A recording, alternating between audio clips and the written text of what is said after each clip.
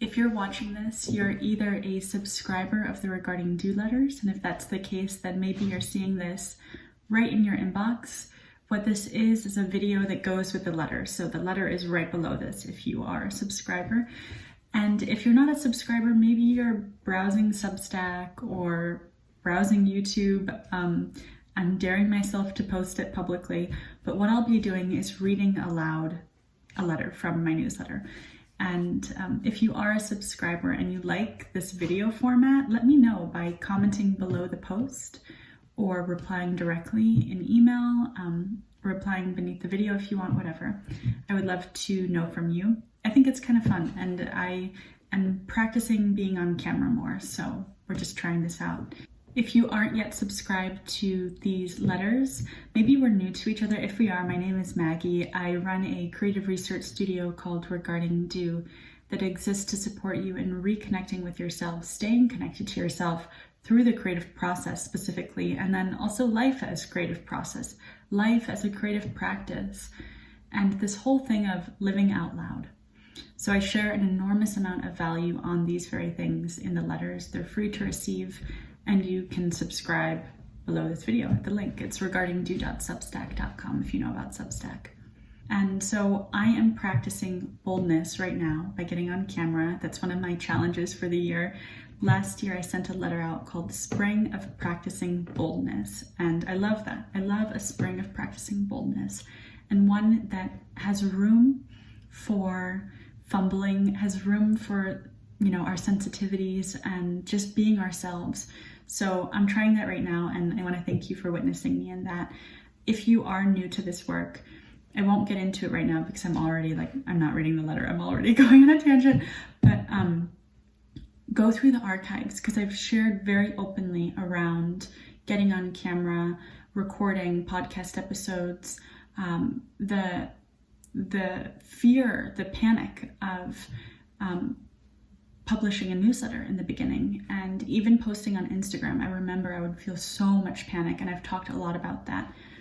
And what I was stuck in for so long was just amassing these piles of ideas, expressing myself to myself, but not sharing that out. And it becomes more and more painful when we so badly want to be expressed and there's a block, right? So I make this stuff, and I'm talking to you if you have experienced that. If you've dimmed your light, if you have kept your creative expression private, even when you don't want to, I'm saying, right? We can all have our moments in our creative cave when we want to, but I'm talking about when you aren't showing up and living out loud, when you so deeply want to. And maybe one of the reasons for not doing that is not having support around that, having a fear of being misunderstood, of being judged and criticized and rejected, and feeling this regret around being sincere and showing who you are, feeling the vulnerability of showing up for life fully and saying, this is me. So explore the archives there. There's lots around what I was just talking about. And right now what I'm going to do is read this letter because I could just keep chatting about all of this. As it goes, I'm going to probably be sharing things beyond what's written in the letter because I was just doing that right now. This is what happens, so thanks for watching. Okay, here we go. I am writing while thinking about keeping our hearts open to life, to what is vibrant and surreal, to what is mundane and familiar, to incomprehensible pain and suffering. I'm thinking about what it means to embrace and be embraced by a new day. I'm thinking about how painful it is to not show up in the ways you know that you can and be who you know you can be, and how freeing it is to choose process over outcome, and how necessary it is that we have community, both close and far, remembering that you don't have to hold it all alone. In case you missed it, there's a Gentle Musings episode that has received a lot of positive feedback in the last couple of weeks, so I'm giving it a boost right now, just like if you missed it, because it was around the holidays. So I'm bringing it back because of hearing how it's landing for people. If you have been crafting a project, or if you have a creative vision for some time, or if it's been just living in your heart, this is an episode for you. It's titled I'm Feeling Ready, Striving and Sticking with It. And you can listen to it in the letter below, I'll link it all below this. It's Gentle Musings on Apple Podcasts. And if you're brand new to Regarding Do, this is also one to really listen to because I give an overview around what this is all about. As I shared in a past letter, when I sit down to record Gentle Musings, I aim for this to be as if we're sharing coffee. It wouldn't be a monologue as it is with this, but you know what I mean? Like, I want it to feel like we're just having coffee together. And I sit in my studio where I am right now, where I take my private client sessions. I get really quiet and I share from my heart as a friend. Gentle Musings exists from the compost of many, many scrapped episodes and full first episodes. And this episode that I'm referring to right here on Feeling Ready, Striving and Sticking with It is one of those examples. It was one of the many first episodes when I was trying to give it a go and give it a go and give it a go. I recorded half of it a while back when I was still finding my footing. I still am, still always am, always in the process. And I made an extended up-to-date introduction, which is kind of like an episode in itself, but it's all in one. I'm sharing the parts of my older work to highlight non-linearity, including the non-linearity of pursuing one's passion. You know, of just trusting your path, trusting what calls to you. It's non-linear. It has these moments where it feels like it's all falling apart and coming together and everything, all the dots are connected, but then you can start questioning everything, right? It's deeply non-linear. I want to normalize that. And the practice of revolving closer and closer to the core of one's body of work, of what we're really talking about, what we're really getting at. It's also in the spirit of reanimating creative impulses and slowing down to catch up with what you know. It's important for me to share episodes that were tucked away for so long because it demonstrates a willingness and a friendliness to my process and self that I didn't used to have.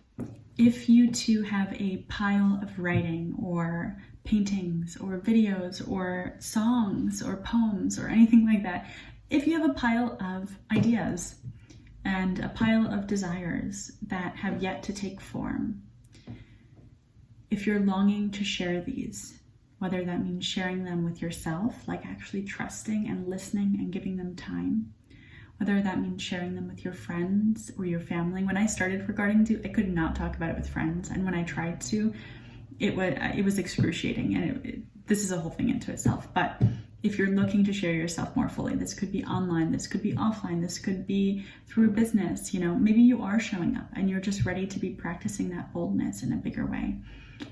I believe in you, and I believe in your creative desires. I believe in the necessity of your creative gifts. I believe fully, you'll see this on my website. This is one of the things I stand by in this work, that your wholeness is found in your creativity, and your creative pursuits are worth it, and your creative effort is worth it. If you want support in that area specifically, comment below, email me, Maggie@regardingdo.com, or even if you want to comment below, comment shine under this letter, and we can have a conversation around what kind of support would be best for you through Regarding Do. We can just have a casual conversation about it. The creative process is one of integration and reintegration, both within oneself and one's body of work. And I want to really visibilize this. Is that a word? I want to visibilize. So I talk about all of that in this episode. I share here from a past letter that iterations are stunning. We need to remember this, especially when we're like, there's no gas in the tank and we're burnt out and it's taking so long.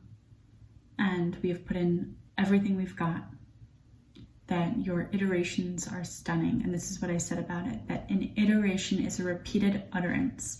It's evoking the same thing in 1,000 ways, painting the same painting in 1,000 ways, dancing the same dance in 1,000 ways, writing the same concept or narrative in 1,000 ways. In other words, an iteration is the latest incarnation of your creative process. And something that I talk about in this episode too is that crafting a meaningful life, putting in the effort to craft a life of beauty and meaning one that feels really aligned for you in all of the ways that you can. There's so many limitations that we each face that are systemic and that are unique to our life circumstances, all of that. But that effort is always worth it. And that effort, for me at least, it takes a million times, you know? And so I talk about this, saying it in 1,000 ways, the iterations of 1,000 times, all the million tries, all of it in this episode. I also talk about giving credit to your past self, like seriously giving yourself credit for who you were and how many risks who you were took on your behalf and for where you are now. And for who you're becoming still, who you're always becoming. This is about looking around and taking stock of how far you've come. I also talk about stepping out of the loop of striving and reaching for some ideal arrival and rooting yourself in process. I'm always practicing this. I practice what I preach in these things. And then also how sticking with it, whatever your it is a creative practice in itself, how we can approach it creatively. So I hope you go give it a listen. Like, you can download it right now if you want to continue listening to this and listen to the episode when you're doing the dishes or cooking a meal or, you know, making the bed, whatever, getting ready for the day. I would love to hear from you if you do listen to it, to hear what lands for you. An intention for Gentle Musings this year is to deepen in speaking from my heart as a friend, which means less polishing, teaching, intentional serving, you know, trying to be extremely useful since I have your time and attention, and giving it more spaciousness. Trusting the nonlinearity, trusting the stream of consciousness, trusting, you know, the whole point of this project, which is to gently muse, you know, not perfectly muse or, you know, craft something for so long and not share it. I want to get things out to you. I just want to be here to serve and to share, and to do this with a lot more casualness. And if you like this direction also, let me know. I'm asking for a lot of, you know, telling me what's landing for you so that I know that I'm talking to you. I'm not just talking into the anonymous internet. So here is an excerpt from what you can expect in this episode that's linked below. You can be sensitive, overwhelmed, highly emotive, think in non-linear ways, feel like an outsider in this world, and you can thrive. You can take up space, and you can create something that births a deeper sense of self that you have longed for, that you have longed to know and step into. Staying true to your path opens doors for others. When we stick to our creative efforts, and when we get creative around what sticking with it looks like, it opens doors for others in absolutely miraculous ways. And we need that. We need all of us to be showing up for a world that honors creative potential, because so much of what's happening right now is not working, and we know that. Think even about the people who inspire you, maybe what they've made or just who they are in their way of being. Think about the people who inspire you and consider how many times they've had to convince themselves to keep showing up, and how in them continuing to show up, you have benefited and been changed by them. I think that this, I'm doing a divergence now, but I think that like something about comparing ourselves and something about even seeing people that are really like creatively brilliant and good at what they do, better than good at what they do, when they're masterful at what they do. Seeing the final pieces too, you know, whether it's like a TV show or a comedy skit or is that what you call it? Stand-up. I don't know what you call these. I don't know what you call it. Oh, a stand-up set. Is that what you call it? You know what I'm talking about. Or like a book or a poem, or seeing someone get on stage and present and give a speech or whatever it is. Because we see the final product too. I know that I've fallen into this thought before, and I think that it can be easy to when we don't name and talk about the creative process in community as much, which is that forgetting that everybody feels insecurity in some way or another about what they're doing. Everybody is writing on stage. Everybody is figuring it out. And even if people believe so deeply in what they're doing and are convicted by it, I can bet with everybody that there was a point when they felt really insecure taking the next step forward.